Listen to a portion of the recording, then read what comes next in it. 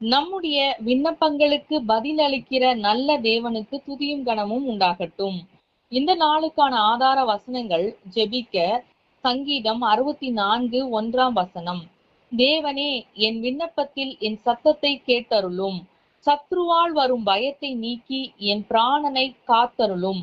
துதிக்க சங்கீதம் 107 14 அந்தகாரத்திலும் மரண இருளிலும் இருந்து அவர்களை வெளிப்பட பண்ணி அவர்கள் கட்டுகளை அறுத்தார்.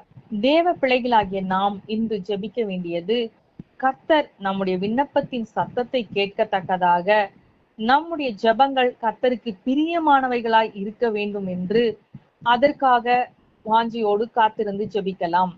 கர்த்தர் நம்மை சுத்திகரித்து நம்முடைய ஜெபங்கள் அவருடைய சந்நிதியில் போய் எட்டத்தக்கதாக தகுதி வாய்ந்த ஜெபங்களாக இருக்க கர்த்தர் கிருபை செய்ய வேண்டும் என்று அதற்காகவும் காத்திருந்து ஜெபிக்கலாம்.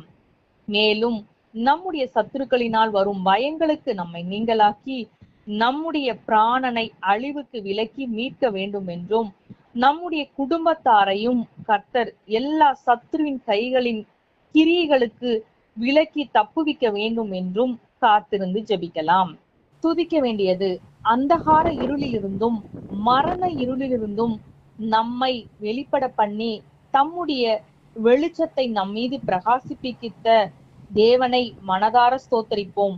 மேலும் நம்மை சுற்றி இருந்த, நம்மை கட்டி வைத்திருந்த கட்டுகளை அறுத்து கர்த்தர் நம்மை விடுவித்தபடியால் அவரை மனதார ஸ்தோத்தரித்து உயர்த்துவோம்.